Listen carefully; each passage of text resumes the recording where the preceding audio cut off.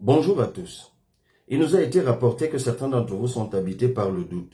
Un doute qui est créé soit par des images trompeuses qui circulent dans les réseaux sociaux, soit par des déclarations mensongères qui sont faites de façon répétitive par certains acteurs politiques. Toute cette confusion est alimentée autour de l'identité de la personne qui exerce effectivement la fonction de président national du PCRN, le Parti camerounais pour la réconciliation nationale. Je vous apporte donc quelques éléments qui devraient définitivement dissiper le doute. Le premier élément tient à la décision de justice qui a été rendue par le tribunal de première instance de Maroua, l'ordonnance de référé du 21 mai 2024. Cette ordonnance a dit deux choses. La première, c'est que le congrès que voulait organiser l'ex-président national à Maroua les jours d'après a été annulé, et ce, pour défaut de qualité. Donc, en clair, la justice a dit que l'ex-président national n'avait plus la qualité de président national. La deuxième chose qu'a dit la décision de justice, et qui est d'ailleurs une suite logique, c'est que le président national du PCRN est celui qui a été élu à Guidigis le 11 mai 2019. Le deuxième élément que j'apporte, c'est que le sort qui a été réservé au simulacre de congrès que par entêtement aurait tenu l'ex-président national n'amène à rien du tout. Sinon, le ministre de l'administration territoriale lui aurait adressé une correspondance comme il l'a fait à mon égard en août 2019, suite au congrès de Guidigis. Il lui aurait donc adressé, disais-je, une correspondance par laquelle il lui dit prendre acte des changements opérés au sein du parti. Mais le MINAP ne peut pas le faire. Il ne peut pas oser le faire.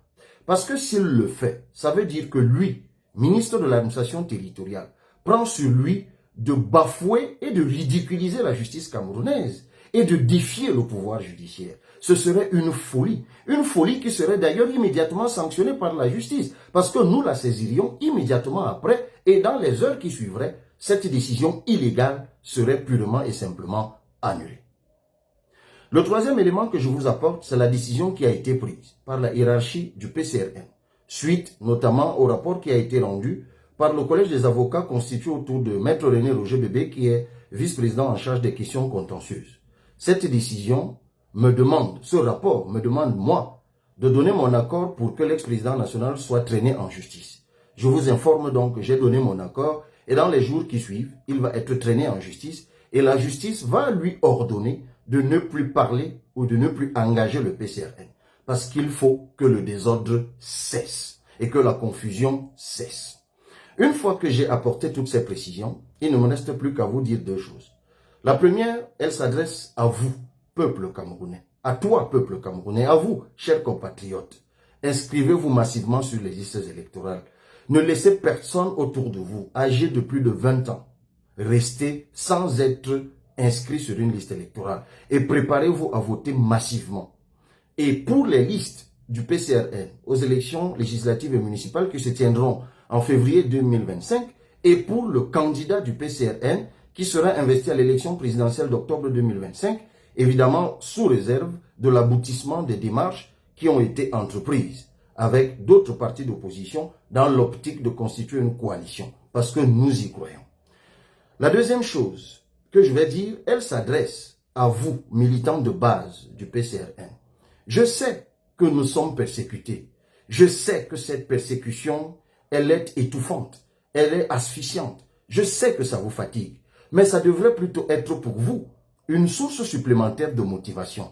Parce que si vous n'étiez pas en capacité de leur faire peur, ils ne réagiraient pas avec autant de fureur et d'indélicatesse et d'inconséquence. Donc, travaillez déjà à constituer vos listes pour février 2025. Partagez et diffusez notre projet de société auprès des Camerounais. Sensibilisez-les à s'inscrire sur les listes électorales. Travaillez avec acharnement à constituer les brigades de surveillance du vote. Et si jamais vous vous heurtez à la persécution de la préfectorale, si jamais vous vous heurtez à la sauvagerie de certains d'entre eux qui ont reçu donc pour instruction de propager la sauvagerie et le désordre sur le territoire camerounais, référez-vous aux instances dirigeantes du parti. Nous avons élaboré une brochette de stratégies de toutes sortes qui vous permettent d'atteindre vos objectifs malgré la persécution, au milieu même de la persécution. N'oubliez pas, notre objectif c'est de gagner des élections. C'est pas d'être opposé à ceux qui veulent nous imposer la distraction. Merci beaucoup.